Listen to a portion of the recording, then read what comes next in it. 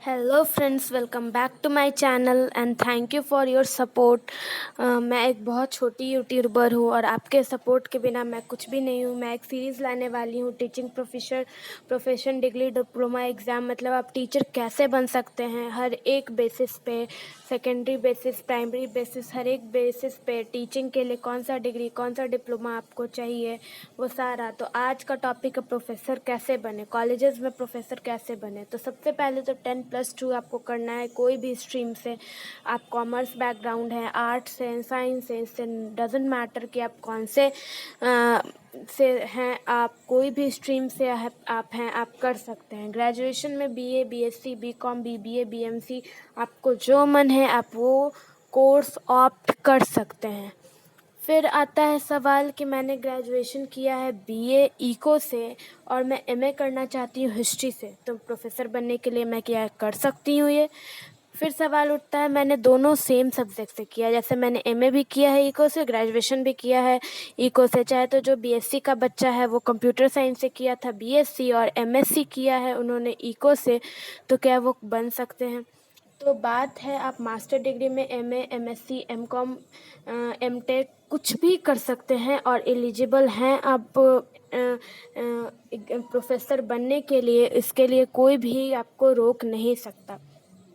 बस आपको post graduation में 55% मार्क्स चाहिए होगा एक एग्ज़ाम को क्वालिफाई करने के लिए, और उस एग्ज़ाम का नाम है नेट, नेशनल एलिजिबिलिटी टेस्ट।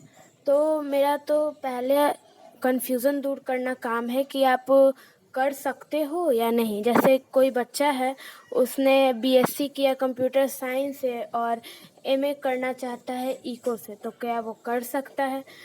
आगे जाने से पहले please subscribe to my channel please. मैंने बहुत हेल्प किया आपके लिए, बहुत इन्फॉर्मेशन जुड़ा रही हूँ, तो मैं एक नई यूट्यूबर भी हूँ, तो आप प्लीज़ करिए। और मैं अपने तरफ से बहुत चाहती हूँ कि आप लोग का हेल्प कर पाऊँ मैं। तो आते हैं टॉपिक पे वापस से।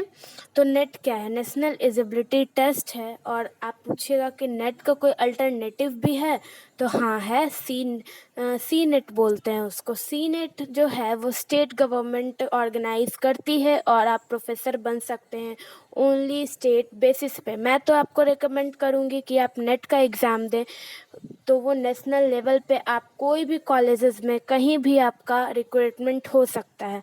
नेट का एग्ज़ाम देने के बाद आप डायरेक्ट प्रोफेसर नहीं बन सकते, उसके आगे का भी मैं प्रोसेस बताऊंगी।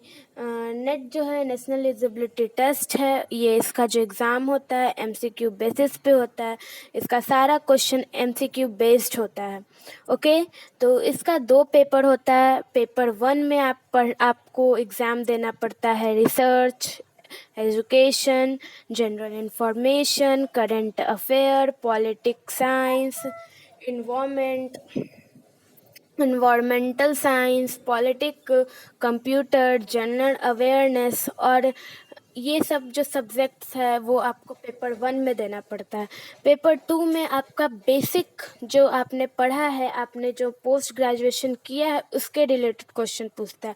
जैसे कि आपने एमए में इको का सब्जेक्ट लेके आपने किया है अपना पोस्ट ग्रेजुएशन, तो आपको उसी में से क्वेश्चन पूछेगा पेपर 2 में, जो कि मेन सब्जेक्ट होता है। और ये सारा क्वेश्चन का पैटर्न एमसीक्यू होता है। ये सारा कुछ जो है एमसीक्यू बेस्ड होता है, तो आपको थोड़ा सा भी टेंशन लेने का कोई ज़रूरत नहीं है। आप सीधे प्रैक्टिस करके जाओ और वहाँ एमसीक्यू पे टिक लगा के, तो नहीं ओएमआर शीट आपको मिलता है, वहाँ पे बस कलरिंग करके आ जाओ। ओके, तो इसके बाद एमसीक्यू आप अगर दे दीजिएगा। और हाँ, एक बात ध्यान रखिएगा, आपको नेट क्वालिफाई करना है। सी नेट में आप कोई स्टेट में ही बस जॉब मिलेगा, लेकिन नेट में आपको होल कंट्री से जॉब आप एलिजिबल हो जाएंगे देने के लिए। और हाँ, नेट का एग्ज़ाम देने के बाद आप ये नहीं कि आप डायरेक्ट प्रोफेसर बन गए, इसका मतलब ये है कि आप प्रोफेसर बनने के लिए एलिजिबल हो, ना कि आपका रिक्वायरमेंट हो गया है।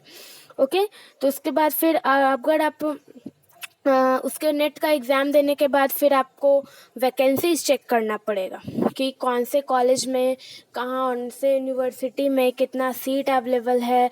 उसके बाद फिर अगर आप वैकेंसी चेक किए, उसमें अप्लाई किए, उसके बाद फिर वो अगर इंटरेस्टेड होगा आपके प्रोफाइल में तो आपको बुलाया जाएगा इंटरव्यू के लिए। इंटरव्यू देने के बाद फिर वो आपका रिक्वायरमेंट करेगा, अगर उसको पसंद आया तो। रिक्वायरमेंट और वैकेंसी का जो मैं बात कर रही हूँ, दोनों दो तरीके से होता है। ओके, अगर आपका रिक्रूटमेंट हुआ भी तो पहले आप प्रोफेसर नहीं बन जाओगे, आप बनोगे असिस्टेंट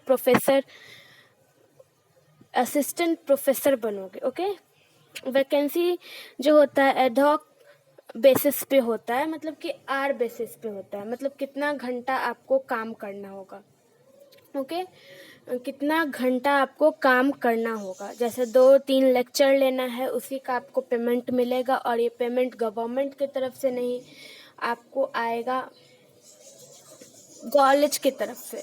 कॉलेज आपका पेमेंट करेगा। ओके, फ़ी भी आपको कॉलेज देगा, आर भी आपका डिसाइड करेगा कॉलेज कि कितना घंटा आपको पढ़ाना है, और बस आपको पढ़ाना है, अपना काम करना है और घर जाना है। कोई भी डॉक्यूमेंट वर्क नहीं, कुछ नहीं, कुछ नहीं चाहिए आपको। ओके, ओके, उसके बाद फिर गवर्नमेंट आपका, मतलब आपसे कोई भी गवर्नमेंट का लिंक नहीं रहेगा, कोई भी रिलेशन नहीं रहेगा, आपका सारा चीज़ ये देखेगा, कॉलेज देखेगा। ओके, फिर एक होता है कि एक होता है नॉन गारंट पोजीशन, मतलब अगर आपका कॉलेज नहीं पसंद आया, मतलब कॉलेज को आपका काम नहीं पसंद आया तो वो आपको निकाल भी सकता है। ओके, तो इसमें मतलब शुरू इनिशियल स्टेज पे जब आप शुरू कर रहे हो काम, तो कोई ज़रूरी नहीं है कि आपका हर चीज़ हो जाए। तो नॉन ग्रांट पोजीशन मतलब यही होता है कि शुरुआती स्टेज में आपको कॉलेज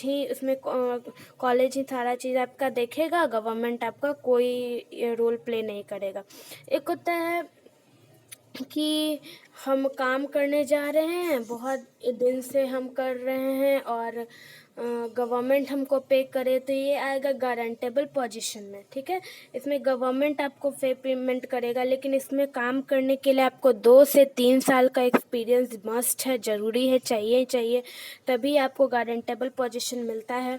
और वैकेंसी का तो मैंने बता ही दिया। तब फिर आप जो हैं एक प्रोफेसर बन सकते हैं। ठीक है, प्रोफेसर बनने के लिए ये सारा चीज़ बहुत ज़रूरी है। और अगर आपको ये सारी इन्फॉर्मेशन पसंद आई तो प्लीज़ मेरे चैनल को सब्सक्राइब कीजिए, आपके हेल्प के बिना कुछ नहीं है मेरे लिए।